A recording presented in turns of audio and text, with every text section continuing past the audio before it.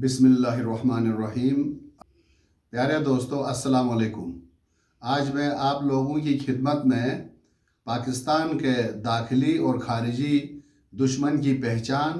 اور ان سے نجات کا الٹیمیٹ سلوشن بتانے جا رہا ہوں۔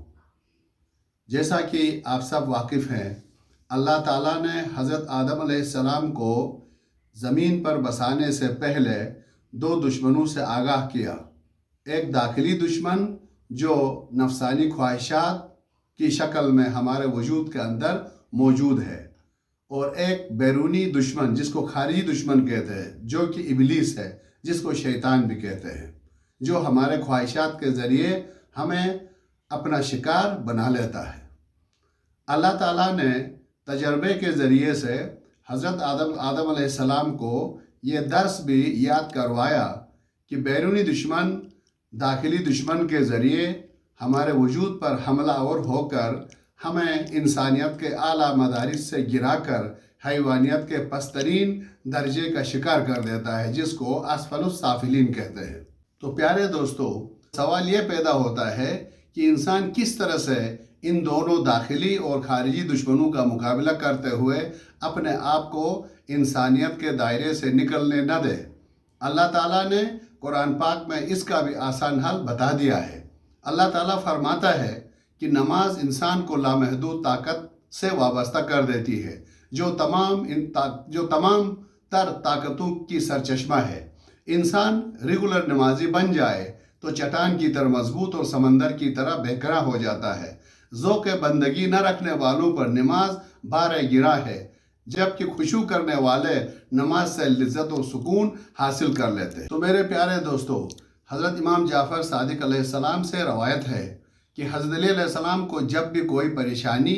یا مشکل لاحق ہوتی تھی تو نماز اور روزہ کے ذریعے ان تکالیف سے نجات حاصل کر لیتے تھے، یعنی نماز اور روزہ سے مدد حاصل کرتے تھے۔ ان ابحاث سے یہ نتیجہ بھی نکلتا ہے کہ جس طرح ہمارے ظاہری اور باطنی دشمنوں کی وجہ سے ہماری انسانی فطرت مسخ ہو جاتی ہے اور حیوانی جبلتیں نشوونما پاتی ہیں، کیونکہ ہم لوگ دعا، نماز، روزہ اور تقوی کے ذریعے اپنے وجود کا دفاعی نظام کو مضبوط نہیں کرتے ہیں۔ اسی طرح ملک عزیز پاکستان کو بھی صرف اور صرف خارجی دشمنوں نے مشکلات کے بھنور میں مبتلا نہیں کیا ہے، بلکہ داخلی دشمن نے بھی خارجی دشمنوں کا بھرپور ساتھ دیا ہے۔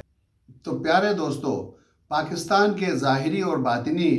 دشمنوں کی پہچان اور ان سے نجات حاصل کرنے کے طریقوں پر بحث کرنے سے پہلے ہم اپنے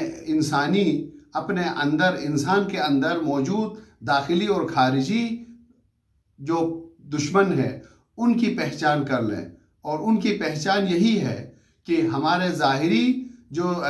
جو باطنی خواہشات ہیں، جو ہمیں ہر جائز و ناجائز کام کی طرف متحرک کرتے ہیں، ان کو جلا دینے کے لیے ابلیس ملعون اور شیطان بھی آ کر ان سے ہاتھ ملا لیتا ہے، ان کو مزید انکریج کرتا ہے، ان کو موٹیویٹ کرتا ہے، تو وہ ہمیں اندھا کر دیتے ہیں اور ہم مسبب الاسباب کو چھوڑ کر صرف اور صرف اسباب کے پیچھے چلے جاتے ہیں۔ تو میرے پیارے دوستو،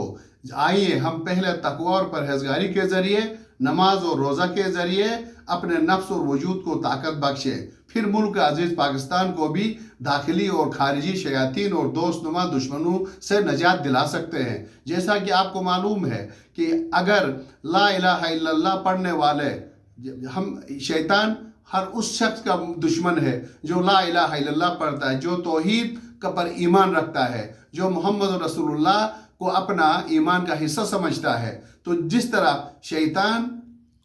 انسان کے وجود کا دشمن بن گیا، وہ مومن کا دشمن بن جاتا ہے، اسی طرح سے شیطان بزرگ جو امریکہ ہے یا اس کے حوارین ہے، وہ بھی لا الہ الا اللہ، چونکہ پاکستان کی بنیاد لا الہ الا اللہ پر رکھی گئی ہے، لہٰذا جو بھی لا الہ الا اللہ سے دشمنی رکھتے ہیں وہ پاکستان سے بھی دشمنی رکھتے ہیں۔ لہٰذا ہمیں ان تمام دشمنوں سے نبرد آزما ہونے کے لیے، مقابلہ کرنے کے لیے، فلسطین کی آزادی کے لیے پہلے ہم اپنا وجود کو تقوی اور پرہیزگاری کی طاقت سے لیس کرنی ہوگی۔ جب ہم ایک اللہ پر یقین رکھنے والے، اللہ کو سپر پاور سمجھنے والے مسلمان، غیرت مند اور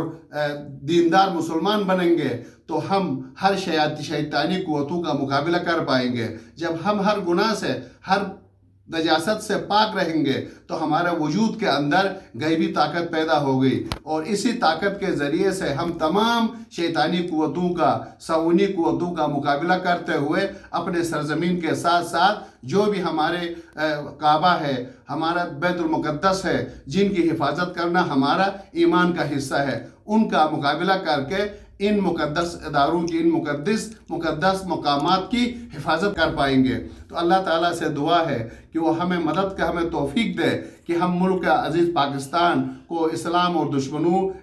دشمن قوتوں سے بچائے، اور ساتھ ساتھ بیت المقدس اور خانہ کعبہ کی حفاظت کے لیے، زیارت مقدسہ کی حفاظت کے لیے اپنا سب کچھ قربان کرنے کی توفیق دے۔ والسلام علیکم ورحمۃ اللہ وبرکاتہ۔